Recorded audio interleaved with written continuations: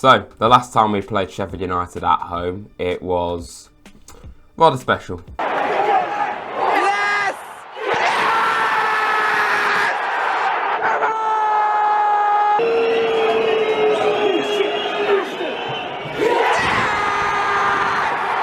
That was, without a doubt, one of my favourite games ever supporting Nottingham Forest, and just jubilation is an understatement. It was just amazing. Things have changed quite drastically since that game though. The squad and our league were now, of course, in the big league, and so Sheffield United now. This is the first time we're going to be playing Sheffield United in the Premier League since 1992-93 season.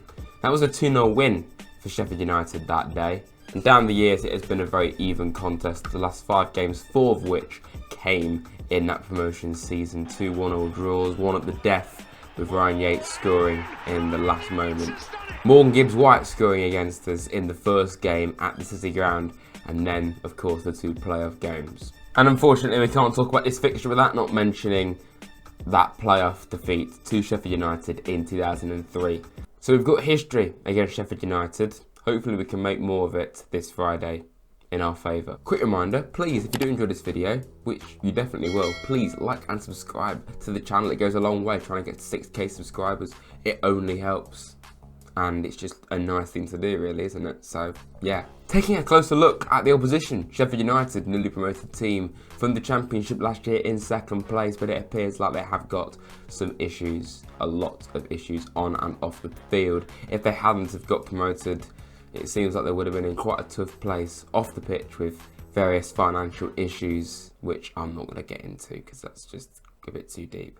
But on the field, they have sold their 2 best players in Sanderberg and Iliman Ndiaye. I'm sure Sheffield United fans are rather bored of people talking about that, but it has to be addressed. They were their 2 talisman and they have both gone, and they haven't really recruited many players that I look at and think, wow.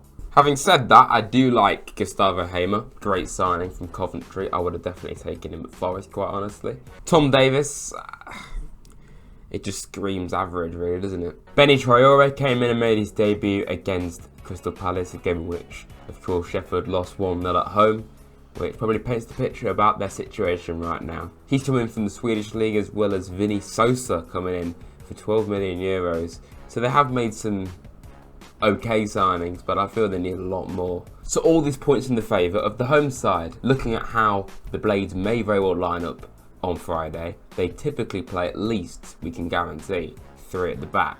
They play 3-4-3 against Palace. They sometimes play 3-4-2-1 or 3-5-2. So it really is quite a familiar pattern there. Injury news to Sheffield United. They're without Ollie McBurney, but Jayden Bogle could be making a return at some point soon. Ryan Brewster is unknown. And Max Lowe, ex-Red of course. That's another thing. They've got so many ex-Forest players. Max Lowe, Ben Osborne, Akma Honzic, Jack Robinson. They did have Billy Sharp. They've got so many ex-Forest players. We're inspirational. Not to mention our playoff history and the fact that they've got quite a few of our ex-players. But this is a bit of a rivalry. I don't see it as a major rivalry. It certainly isn't Forest v Derby. I don't know whether general consensus is this bigger than Forest v Leicester? Is it the same kind of level? I don't really know. I'd probably put Leicester slightly ahead of it, but I don't really see Leicester as a huge rival. It's all Derby in my opinion. I don't really care about anyone else. But that will add to the spice. And do you really need to add to a Nottingham Forest home crowd? Because it's going to be rocking no matter what.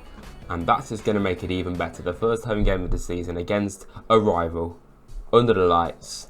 It has the potential to be one hell of a first game. And we really do need to win it, because if you look at how unbelievably difficult the opening away games are for the side with the worst away record in the league last season, we've got to make the most of these home games. And even though our away form, or at least performances, have improved of late, going back to the end of last season, the last 4 away games were significantly better. Arsenal, I thought that was a good performance against someone as good as Arsenal. Ultimately, we're still not actually winning, and we've only picked up 2 points since this resurgence away. So this is how low the bar was set. So no pressure, lads. Second game of the season, and you really do need to try and win this one. I mean, you have to try and win every game, but in terms of realism, this is definitely a game that you need to be aiming for. Of course, Forest do need to recruit some more players. In my opinion, we still need another goalkeeper, probably a second choice now, because I think Matt Turner has proven in just one game that he can definitely be first choice. Hopefully he can continue that. We still want to sign a left back. We've been linked with Nuno Tavares. Of course, I'll be talking about transfers in more depth in my weekly transfer roundup next week. A centre back might be on the cards. A midfielder is definitely an area we need to try and recruit in terms of depth, and I still feel we need a striker. So it's, for me, those three areas in particular. So, in my opinion, this is how I would line up Forest this Friday. There's some arguments to say that Anthony Elanga should play instead of Brennan Johnson, and I won't be against that. I think Elanga had a fantastic impression on his debut. That pace is frightening. His pace, along with Morgan's skill and pace, same goes to Johnson.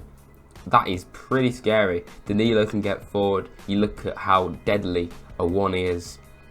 Chris Wood, yeah, it's not quite the same. But the point is we've got some fantastic options in attack. Really good options. So you've got to leave someone good on the bench, and it's a luxury, really. I personally think you've got to be picking Brennan first, but I wouldn't be against Elanga. Taiwo is absolutely amazing. The way he ended last season has just convinced me even more that he is one of our most important players, and we really need to get someone in that can fill the void of him in the African Cup of Nations when that comes around. And not just that, but he can get injured. He might get suspended. You need someone else to fill that void, and I just don't think Chris Wood is that. And same goes to Hwang. I want them to succeed. I'm not being negative on purpose. I'm not just slagging them off. I give every one of our players a chance, minus John Joe Shelby. But other than that, I want them to succeed. But can they? I just don't know. They're 30 plus, and they're totally different to what Tyler Wani offers. Midfield, I think it's a great midfield, but it is the depths of the midfield. Freuler, I just don't really know what to say about him anymore. Kuarte, is he the option anymore? I don't know. What's the future for Lewis O'Brien? If O'Brien can have a future with us again, then I think he 100% should be an option, and I'm happy with that. And of course, the defence, I've taken McKenna out and put in Taiwo, or just another forward, basically. You could put McKenna in instead of Bolly, but I think Bolly just has a bit more about him, a bit more trustworthy potentially. We've seen Bolly and Wall together have been quite solid before, so I think that's probably the best thing to go for. And of course, Ola Aina and Serge as full-backs. Can't really complain about them. Matt Turner in goal. So 2 new players there. Hopefully we get some more, because we need some more. But that is what my formation and lineup would be. That's probably what I expect to play as well. The only thing I could see happening, and I'm not at all against 3 at the back when we play the big sides away from home or even at home. But against Sheffield United, I just don't think 3 at the back's the answer. I think we need to be going for it. We need to be playing offensively, going for it, not holding back on them. You know, we saw how deadly we were against Arsenal at the end of that game.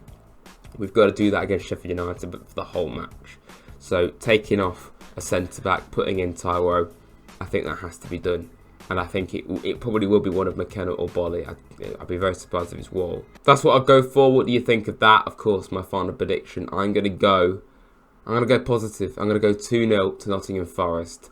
I think Sheffield United will post threats. I don't think it's going to be easy at all. I'm so excited to get back down to the City ground and experience it all again. It's been 3 months nearly since we experienced it. So, yeah, long overdue. But I do hope and expect, and we really need to get 3 points. If you have enjoyed this preview and you want to continue to see them, because I did them from about the second half of last season onwards, really, or around about February time, and they seem to add a lot to the channel, and you all seem to enjoy them. I seem to enjoy doing them. I did enjoy doing them, in fact. Then I'll definitely keep doing them. I like doing these. So yeah, thanks for watching, everyone. I'll see you soon. Up the Reds.